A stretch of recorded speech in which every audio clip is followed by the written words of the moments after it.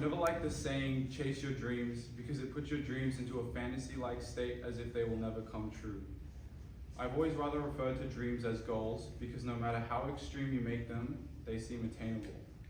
When I was younger, all I wanted to do was play sports, and as I played sports, I set goals for myself. They started small, like wanting to score at soccer in my under-10s competition. As I reached that goal, it then moved to 2 and then 3, and then as I reached these goals, I was able to look back and see the improvement that I had made.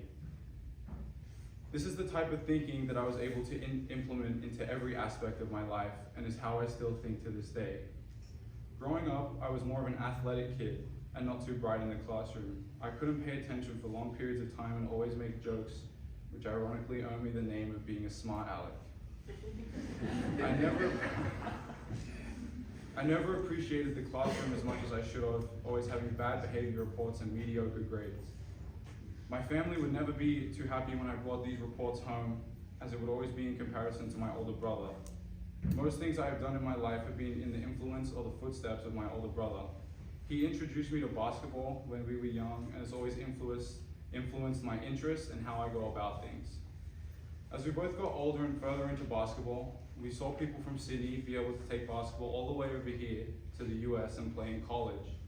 The idea of moving to the US to play basketball in college was the coolest thing I had ever imagined. So since the age of 13, I made it my primary goal in life to do whatever it takes to one day make it on a college roster. The choices I have made since that day has put my life into a direction I never thought it would go.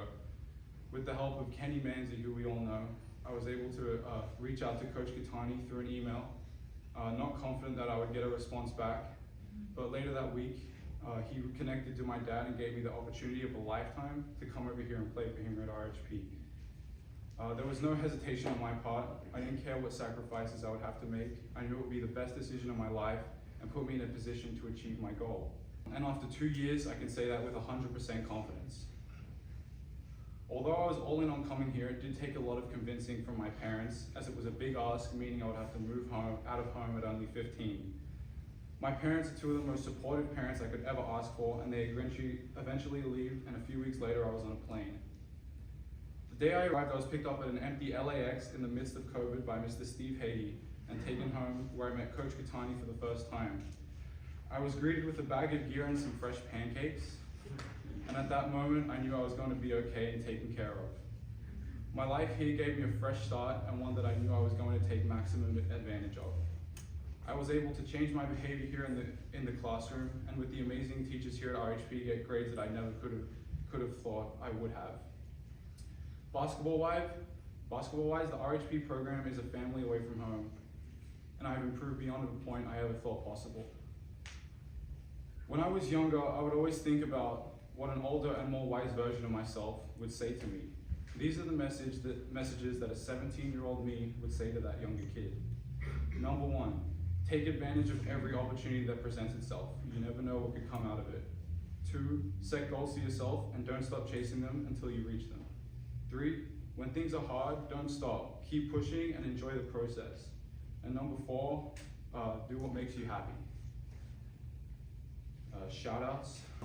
My guys, the basketball team, present and past. The bond we have as a group is something that I've never experienced before, and I think will be hard to find for the rest of my life. I always enjoy our jokes and conversations, from talking about the game we just had coming up, or the crazy conversations that we have. I know I've built some relationships here that I'm going to be able to keep for the rest of my life. The Hades. I would live with you guys for 8 months. Me and Kenny, it was one of the best 8 months of my life, one that I will never forget. Thank you to Steve for making me and Kenny dinner every day.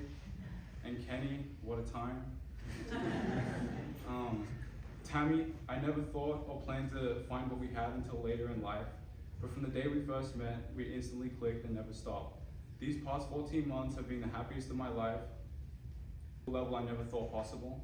You're my rock, my biggest fan. Whether I come home happy or complaining about whatever it is that happened that day, I know you're there for me, and I'm so grateful to have you in my life. Coach Corey and Coach Manasa, it's hard to find a time to show our gratitude to you guys, so I'm going to take this chance now. You guys are the hardest working coaches I've ever seen. You guys work tirelessly for us every day, and the dedication that you have to our team is something that guys and I appreciate greatly. Thank you. Coach Katani, the opportunity you gave me in bringing me here has changed my life, and I will be forever grateful for my time with you. I've learned so much just on the basketball court, but as a person and a man.